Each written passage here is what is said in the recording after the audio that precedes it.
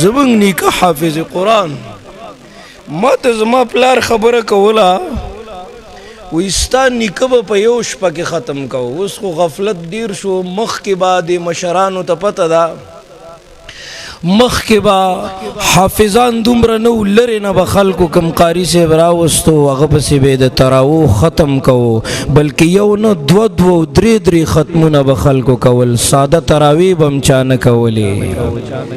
اوس خو زمونږ تراوو ته ملا ماته ده که نه. زما یو ځای کې بیان یو ملګري چیټۍ راکړه، وایي مولانا صاحب دې خلکو خو د دې تراوو نه داسې لوګي وویستل که نه. مونږ خو الله سره خبرې دي که نه، تا خو اللہ سره د خبرو خوند لا نه دی اغستے. جب دل میں خدا نہیں تو سجدے میں کس کی تلاش ہے، بس تیرا بیدار شئی.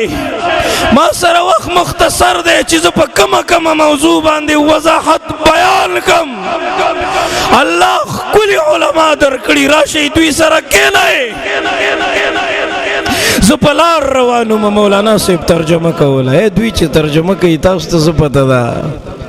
دومره تفاسیر څومره مطالعې مولوي صاحب ځان له ړشین کړی دی او د هغې نه بعد بیا راغلی دی او مخې ته یو لوی تفسیري خی دی او ځان ته یې لوډ سپیکر را کوږ که نه او مولانا صاحب لګیا دی قرآن بیانوي.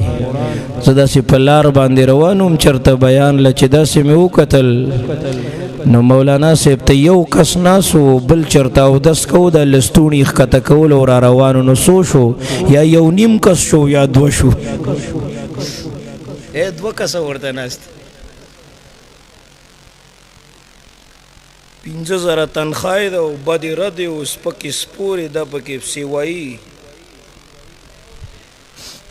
ته څوکیدار ونیسه که نه دی جومات له په 50,000 10,000 باندې زمونږ بچو له پوزې پاکۍ ناست ستا کوڅې ته ولاړ دی وایي وظیفه راوړه خدای دې وبخه. زه نشم برداشت کولی، زه خفه کېږم.